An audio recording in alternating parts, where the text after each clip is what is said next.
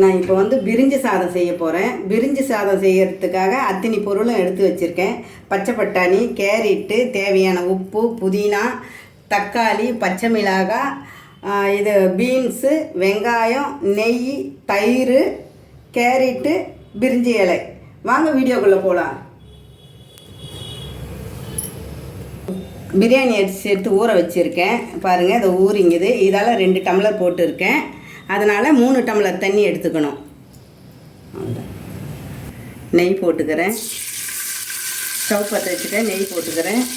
உங்களுக்கு தேவையான நெய் போட்டுக்கோங்க.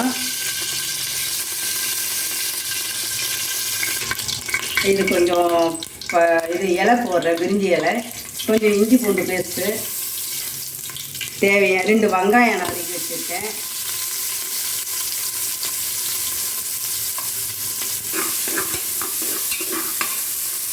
நல்லா வதங்கட்டும். வெங்காயம், தக்காளி, 2 தக்காளி,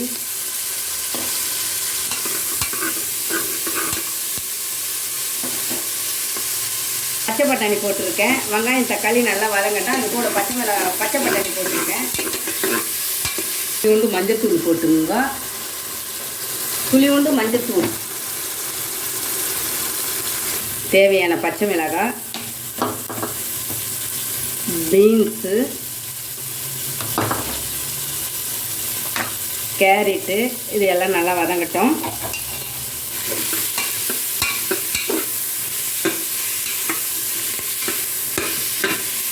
புதினா போடுறேன். நல்லா கலரி விடுங்க. நல்லா வதங்கட்டும். தயிர் போடுறேன். போட்டு நல்லா இது கலந்து விட்டுடலாம்.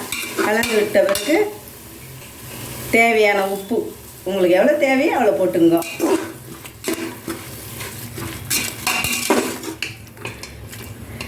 நல்லா போடுவோம்.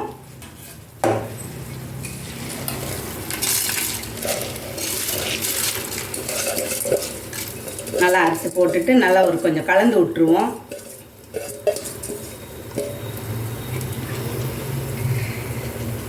இது நல்லா கலந்து விட்டுடும். சிம்பிளாக செய்திடலாம். இதை என்ன செய்யறதுன்னு நம்ம யோசிச்சிருக்கும் போது சிம்பிளான ஒரு சாதம் இது.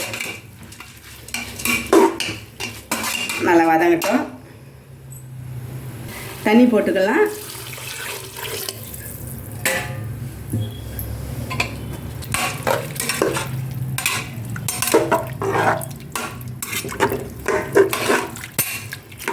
அச்சோ, வெறும் மிளகாத்தூள் போட மறந்துட்டேன். நீங்கள் ஃபஸ்ட்டு வதக்கும் போதே போட்டுங்க. சாரி.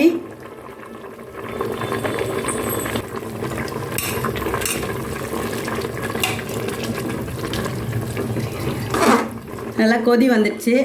இது குக்கர் மூடி போட்டுடுறேன். இது வந்து ஒரு விசில் வச்சுக்கலாம், இல்லை சிம்மில் வச்சா சிறுவை வச்சாக்கா 5 நிமிஷத்தில் வச்சு ஆஃப் பண்ணிடணும். ஒரு விசில் இல்லை 5 நிமிஷம் மூடி போட்டு 5 நிமிஷம் இருக்கட்டும், இல்லை ஒரு விசில்.